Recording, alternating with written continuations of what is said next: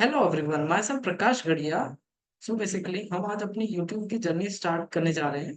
सो basically सबसे पहले मैं अपने बारे में बताता हूँ, उसके बाद मैं बताऊंगा कि हम इस चैनल में क्या क्या चीजें करने वाले हैं। सो स्टार्ट करते हैं मेरे इंट्रोडक्शन से। सो मेरा नाम प्रकाश गढ़िया है। Basically I am a full stack developer for around 1+ year of experience in the full stack development, in the web development, for you can say that also. And we I have built many websites from the scratch to the production level. So basically हम क्या करने वाले हैं, हम आपको इस channel पे हम आपको बेसिक से डीएसए और कोडिंग की कुछ कुछ चीजें, फॉर एग्जांपल हम जावास्क्रिप्ट से स्टार्ट करेंगे, फिर हम रिएक्ट में जाएंगे, फिर हम नोड जेएस, एक्सप्रेस और मोंगोडीबी सब चीजें पढ़ेंगे। लेकिन स्टेप बाय स्टेप कैसे हम पढ़ेंगे और क्या क्या चीजें हम पढ़ेंगे, वो मैं एक बार स्क्रीन शेयर करता हूँ और मैं आपको दिखाता हूँ कि हम क्या क्या चीजें पढ़ेंगे। ठीक है, let me share my screen, wait for a second.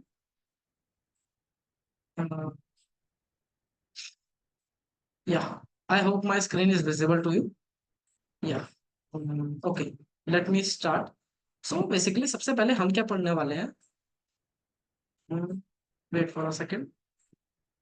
या सो सबसे पहले हम डीएसए पढ़ेंगे। कुछ कुछ चीजें, डीएसए भी बहुत इंपॉर्टेंट है कंपनी में। जब आप इनिशियल स्टेज में होते हैं या आप कोई बड़ी कंपनी को एम लेके चल रहे हैं, फॉर एग्जांपल गूगल, माइक्रोसॉफ्ट और बड़ी बड़ी कंपनी, उसमें डीएसए बहुत इंपॉर्टेंट होता है। तो ये लेक्चर सबके लिए है, फ्रॉम बिगिनिंग टू एडवांस हम जाएंगे पूरा। हर एक जो इम्पोर्टेंट, हम जहाँ क्वेश्चन सॉल्व कर सकते हैं, जैसे लीड कोड, हैकर रैंक और भी बहुत सारे इंपॉर्टेंट जहाँ पे हम क्वेश्चन सॉल्व कर सकते हैं, वहां भी हम जाएंगे, लेकिन स्टेप बाय स्टेप।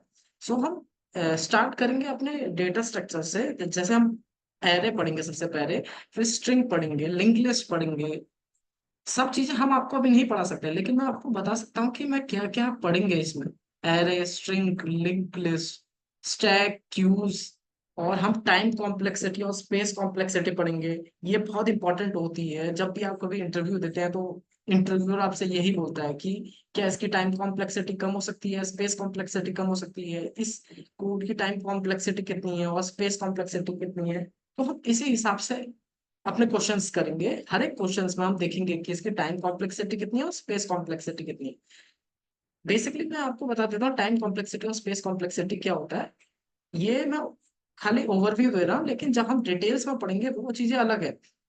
ठीक है, टाइम कॉम्प्लेक्सिटी क्या होता है कि जब आपका कोड रन कर रहा है तो कितना टाइम ले रहा है, वही टाइम कॉम्प्लेक्सिटी है। ओके, स्पेस कॉम्प्लेक्सिटी क्या है कि वो कितना स्पेस ले रहा है, जब आपका कोड रन कर रहा है तो कितना एक्स्ट्रा स्पेस ले रहा है।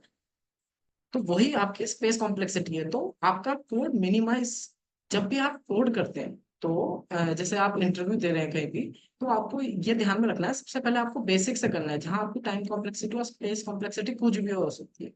फिर आपको उससे थोड़ा सा अच्छा मेथड यूज करना है, जहां पे आपकी टाइम कॉम्प्लेक्सिटी और स्पेस कॉम्प्लेक्सिटी थोड़ी कम होनी चाहिए। फिर इंटरव्यू आपसे 2-3 मेथड पूछेगा। जब हम मेरा फर्स्ट इंटरव्यू हुआ था तो हमने कुछ क्वेश्चन हमारे डीएसए के आए थे, तो उसमें क्या था कि पहले कुछ क्वेश्चन हमने बेसिक से सॉल्व करे, फिर 2-3 अलग अलग तरीके से जिसमें मैंने टाइम कॉम्प्लेक्सिटी और स्पेस कॉम्प्लेक्सिटी कम करी। तो ऐसे ही आपको भी करना होगा। वो अलग चीज है कि इंटरव्यू कैसे हुआ था, अगर आपको वो जानना है तो उसकी भी हम आपको डिटेल्स दे देंगे। अगर आप इच्छुक हैं तो कमेंट करिएगा। बेसिकली डीएसए के बाद हम जैसे यहाँ पे हम डीएसए में मैंने आपको बताया tree, graph, recursion, back tracking, DP, हम ये सब चीजें पढ़ेंगे, लेकिन स्टेप बाय स्टेप। अगर मैं पहले दिन ही आपको डीपी पढ़ा दूंगा तो आपको कितना समझ में आएगा और किस किस को आएगा।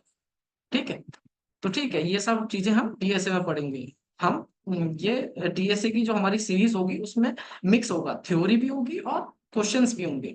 उसके बाद हम कुछ कुछ चीजें एचटीएमएल और सीएसएस बेसिक्स जो जो होते हैं वो हम पढ़ लेंगे, जैसे इनपुट फील्ड, फॉर्म, थोड़ी सी सीएसएस कैसे सेंटर में लाते हैं बॉक्स को, थोड़ी सीएसएस कलर, बैकग्राउंड देना, ये सब चीजें बेसिक है। ये सब आप एक ही वीडियो में देख सकते हैं। अगर आप बोलेंगे तो मैं एचटीएमएल की एक वीडियो या सीएसएस की एक एक वीडियो लेके आ जाऊंगा। एचटीएमएल सीएसएस उसी में आपको पूरा जाएगा। उसके बाद धीरे धीरे आप जब प्रैक्टिस करते रहेंगे तो वही चीजें आपकी अच्छी होती रहेंगी। उसके बाद हम मेन चीज है, हम कौन सी लैंग्वेज में करेंगे अपनी कोडिंग भी। और जो मैंने आपको बताया कि हम इस प्लेटफॉर्म में डीएसए प्लस वेब डेव करेंगे। वेब डेव कौन सी लैंग्वेज में? जावास्क्रिप्ट लैंग्वेज में। तो हम जावास्क्रिप्ट लैंग्वेज क्यों चूज कर रहे हैं? क्योंकि जावास्क्रिप्ट लैंग्वेज में हम फ्रंट एंड भी कर सकते हैं, बैक एंड भी कर सकते हैं। सो हम क्या करेंगे इस चैनल में? इस चैनल में हम मर्न स्टैक डेवलपर की तरह हम काम करेंगे, उसी तरीके से हम सोचेंगे। So basically I am also a MERN stack developer. So MERN means MongoDB, Express, React and Node.js, या MER। ठीक है, तो समझ गए। तो हम इसमें क्या क्या पढ़ेंगे? सबसे पहले हमारी लैंग्वेज होनी चाहिए। लैंग्वेज कौन सी है? हमारी जावास्क्रिप्ट। तो सबसे ज्यादा फोकस आपको जावास्क्रिप्ट पे करना है, क्योंकि हमारी जो रिएक्ट है, जो एक फ्रेमवर्क है रिएक्ट, वो जावास्क्रिप्ट के ऊपर ही तो है। या नोड जेएस एक जो फ्रेमवर्क है वो भी किस पे है? जावास्क्रिप्ट के ऊपर ही है ना। तो सबसे पहले हम जावास्क्रिप्ट पढ़ेंगे, और जावास्क्रिप्ट में मैं आपको थोड़ा बहुत बता देता हूँ क्या क्या चीजें पढ़ेंगे। तो जावास्क्रिप्ट में सबसे पहले हम इसके डेटा टाइप्स पढ़ेंगे, कौन कौन से प्रिमिटिव डेटा टाइप होते हैं, कौन कौन से नॉन प्रिमिटिव डेटा टाइप्स होते हैं, कंडीशनल सेंटेंसेस, कैसे हमारा कोड एग्जीक्यूट होता है, कॉल स्टैक क्या होता है, एक्सप्लिसिट और इम्प्लिसिट फंक्शंस क्या होते हैं, डबल इक्वल टू और ट्रिपल इक्वल टू का क्या डिफरेंस है, ठीक है, मॉडल्स क्या होते हैं, मैसेज क्यू, इवेंट लूप्स क्या होते हैं, इवेंट्स लूप भी बहुत इंपॉर्टेंट है, set time out, set intervals, JavaScript के इंजन्स क्या हैं, क्लासेस क्या होती हैं, this call, this functions, this call apply bind functions.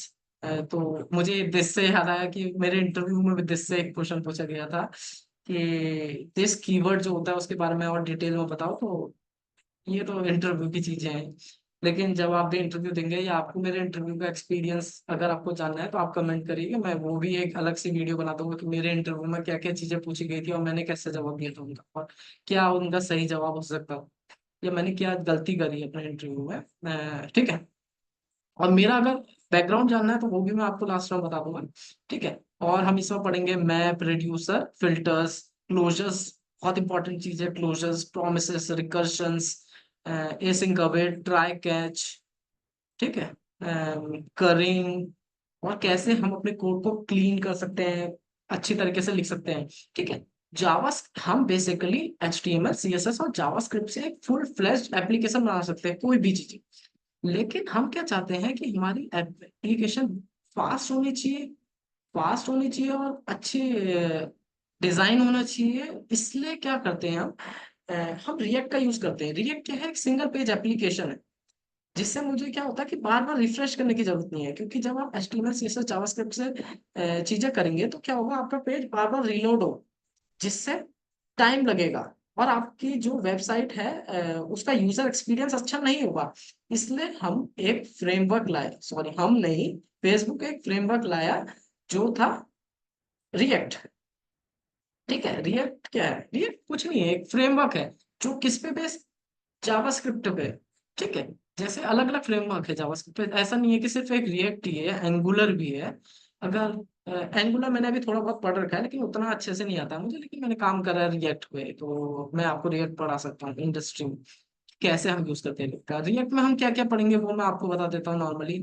JSX क्या होता है, कंपोनेंट्स और प्रॉप्स क्या होते हैं। सो बेसिकली रिएक्ट में या आगे आप कोई भी फ्रेमवर्क पढ़ेंगे तो उसमें सबसे इंपॉर्टेंट चीज होती है कंपोनेंट्स। कंपोनेंट्स क्या होते हैं? जिसको हम बार बार यूज कर सके, एक जगह एक बार हमने कंपोनेंट बना दिया उसको हम अलग अलग जगह यूज कर सके, अलग अलग वैल्यू के साथ, वो कंपोनेंट्स होता है। प्रॉप्स क्या होता है? स्टेट्स क्या होती हैं? स्टेट को हम कैसे मैनेज करते हैं? रेडक्स क्या होता है? कोड स्प्लिटिंग क्या होता है? हमारे एक ही पेज पे एक ही पेज पे हमारे 1000 लाइन का कोड नहीं होना चाहिए, हम कोड को स्प्लिट करके रखते हैं ताकि धीरे धीरे वो लोड हो। एक ही बार में सर्वर हमारे ब्राउजर्स पे इतना लोड ना पड़े ताकि हमारी वेबसाइट स्लो ना हो। कोड स्प्लिटिंग बोलते हैं हम उसको। रेफरेंस क्या होते हैं? हायर ऑर्डर कंपोनेंट्स क्या होते हैं? स्ट्रिक्ट मोड क्या होता है? रिएक्ट हुक्स, कौन कौन से हुक्स पढ़ेंगे हम यहाँ पे? Use state, use effect, use ref भी पढ़ेंगे, यूज कॉल बैक पढ़ेंगे, यूज मेमो, और भी कुछ कुछ हुक्स पढ़ेंगे, वो हम देखेंगे आगे। तो यही रिएक्ट में हम बहुत सारी चीजें पढ़ेंगे। टाइप स्क्रिप्ट भी लगाना सीखेंगे। टाइप स्क्रिप्ट जब भी आप इंडस्ट्री में काम करते हैं तो टाइप स्क्रिप्ट बहुत इंपॉर्टेंट हो जाती है उस हिसाब से। ठीक है। ये चीजें हम रिएक्ट में पढ़ेंगे, और भी जब हम डिटेल में पढ़ेंगे तो हम डिटेल में इसके बारे में जानेंगे। अभी मैं ओवरव्यू दे रहा हूँ कि हम इस चैनल में क्या क्या पढ़ेंगे, ठीक है। उसके बाद हम आ जाते हैं नोड जेएस में। नोड जेएस में और एक्सप्रेस क्या होता है? नोड जेएस क्या है? नोड जेएस एक जावास्क्रिप्ट फ्रेमवर्क टाइप का ही है, ठीक है।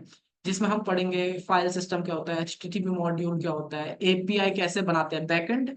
सो बेसिकली मैं आपको बताता हूँ बैकएंड क्या होता है, फ्रंट एंड क्या होता है। फ्रंट एंड बेसिकली क्या होता है कि जैसे अभी हम फ्रंट एंड यूज करेंगे अपना रिएक्ट, ठीक है। फ्रंट एंड क्या होता है? जो आपको स्क्रीन में दिख रहा है आगे से, वो है आपका फ्रंट एंड। बैक एंड क्या है? जो पीछे काम हो रहा है।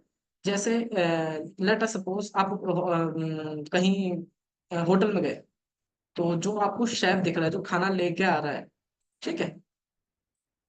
सॉरी, शेफ नहीं, आप उसको वेटर बोल सकते हैं। तो आपको जो वेटर दिख रहा है सामने से, वो क्या है? फ्रंट एंड में काम हो रहा है। जो आपको डिश दिख रही है वो फ्रंट एंड है ना।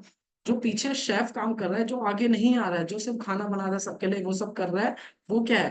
पीछे है, वो बैक एंड है।